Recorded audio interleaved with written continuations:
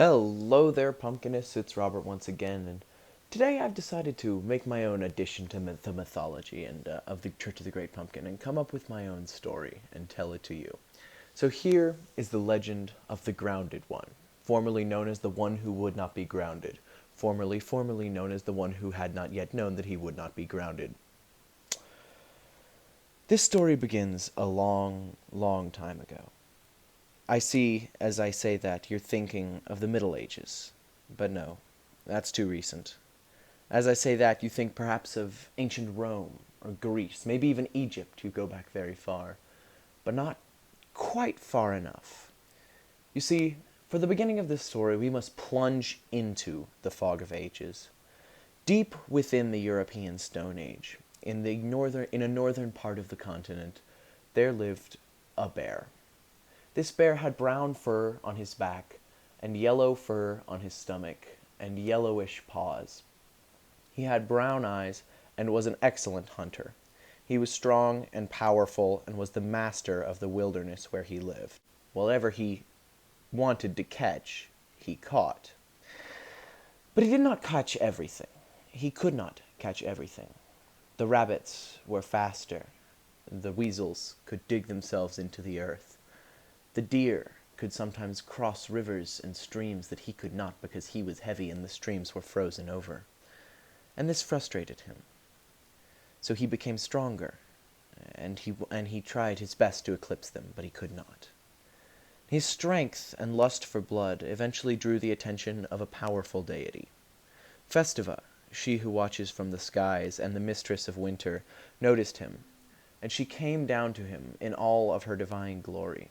She stood before him, with her black fox at one side, holding her staff at the other, and she said, "I am Festiva, daughter of the pumpkin, mistress of the winter, and owner of these wild forests in which you hunt. I wish you to join me." And with this, the bear became a part of Festiva's demon hunt. His fur turned black all over, his eyes red, but he was not evil. He was still just a bear. A smart one, a powerful one, but just a bear, for now. But eventually, he became the favorite of Festiva's demon hunt. She had him run before her through the night sky, the closest one to her, directly in front of her. He carved the path through the night sky where the other demon hunt merely howled along. Now, his proximity to Festiva was a bit of a problem, because Festiva, like all of the accomplices, was a bit like a sample of a radioactive material that seems to have a seemingly infinite half-life. She gives off power in the area around her. Unstoppably, uncontrollably, it just sort of leaches out. Luckily, nothing had been near her for long enough and to gain much of this power, and those who had gained just a little bit, like her black fox, were scared enough of her to know that they should not abuse it. For the black fox was smart. And this bear, while he may have been noble, was still just a bear. And what he wanted was to hunt. He liked being a part of the demon hunt, howling through the night sky, keeping threats at bay, appealed to some part of his blood, but an even deeper part of him wanted to hunt through the wilderness, catching anything he wanted, eating perhaps some of it, but maybe not eating others. He just wanted to hunt. Now, being this close to Festiva allowed him to draw on Festiva's power, and the more and more of Festiva's power that he drew on, the more and more powerful he became, and the more power of hers he was able to draw on, until, in the midst of winter, one of the darkest nights of the year, directly before the winter solstice, Festiva was too weak to rise. The demon hunt did not make it out that night, and so the threats ravaged humanity. The cold swept over the earth, and the bear, he was nowhere to be found. As Festiva lay shriveled and powerless in a forest, things did not get better. They could not get better, because Festiva, the one who usually keeps the world safe through the winter, was dead, and there was no way to get her back. The bear had taken her power, and so she could not protect us. She could not protect everything. and without her protection, the world never became warm enough for the great pumpkin and Vinia to rise out, and the world sunk into a deep, deep sleep. The very first humans, who before had just been bipedal apes, using the beginnings of tools to their advantage, started to die out from famine and hunger and the deathly, deathly cold. The weakening of Festiva caused the second ice age. It seems that ice ages and Festiva often go hand in hand. And where was the bear in all of this? Well, he was off in the wilderness, living his very happiest life, doing what he most wanted to do. He was hunting. And this time, because of the power he had gained from Festiva, nothing he wanted to catch could escape from him. He ran faster than the rabbits. He could dig deeper than the weasels and the gophers. He was lighter on his feet than the deer and the elk, and he was stronger than he had ever been before. He laid waste to entire swaths of wilderness, contributing massively to the declining human population as their food seemingly disappeared with this black night stalker of a shadow who could not be defeated. Eventually, Spider, the only other of the accomplices who remained around, other than the shriveled and weakened Festiva who lay on the floor of this icy world, realized that something was wrong. Vinia should have risen by now. The great pumpkin should have risen by now. And so he left the last patch where he normally spent the winter and returned to the earth, finding it a frozen rock with him, the only being seemingly alive on it. Oh, don't get me wrong. There were other animals, but they had a sadness about them. They were dead on the inside. It could not be fixed by his happiness potion. He tried, but it did not work. He knew that Festiva was the only one who was powerful enough to drag the world out of this winter. And so he went to her. He found her lying on the floor of a clearing, her purple skin shriveled, her body broken and weak. The bear had taken all of her power simply by proximity to her. And Spider, for the first and likely only time in his long existence, grew angry. After all, Festiva wasn't there to be angry. Vinia wasn't born yet. So Spider was the one who needed to be angry. Spider did what he could do to help Festiva, but it was not enough, and he knew that he must make a sacrifice. So he put his hands on either of her shoulders and stood her upright, and then poured his power, as much as he could, into her. It weakened him greatly, greater than it strengthened her, but it gave her just enough power, just enough energy to muster what little she could to her and go out in search of this betrayer, this usurper. Festiva dragged the world powerfully, little by little, out of this winter.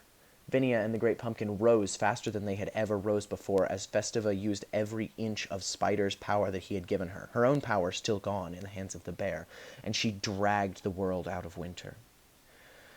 And then she went down to earth.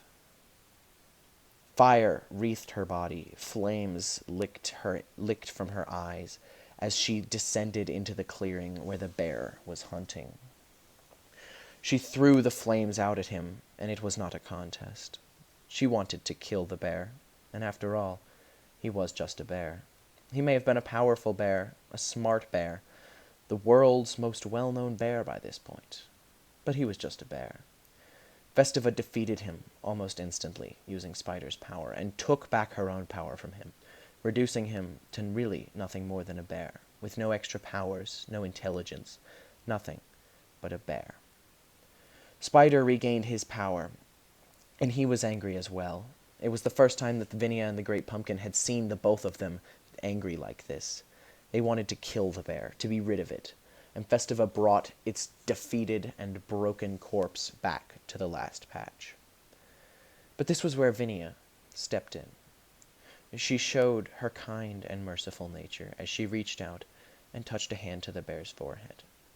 Its wounds began to heal. They stitched themselves back together, and Vinia looked up at Festiva and said, "We must be forgiven for what we do in our darkest moments. This does not make us who we are, and we can always be made better."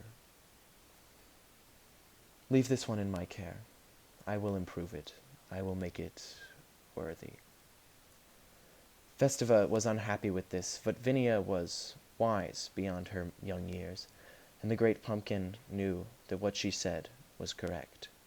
So he gave the bear over to Vinia.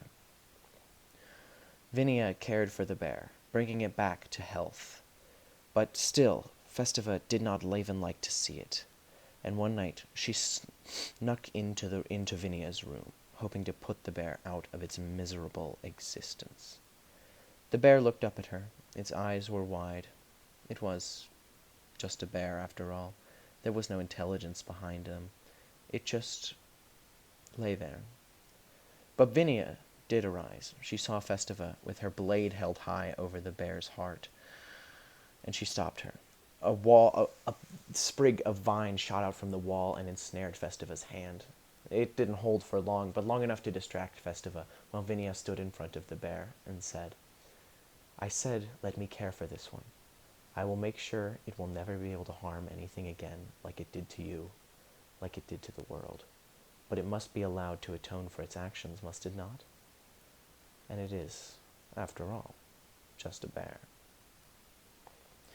Vinia turned around, and her sprigs of vines covered the bear's body like a blanket. And when they shriveled and withered away, leaving the bear's corpse behind, or at least where the bear's corpse had been, there was now a young, human-looking man. He definitely wasn't an accomplice, at least, but he wasn't fully human either.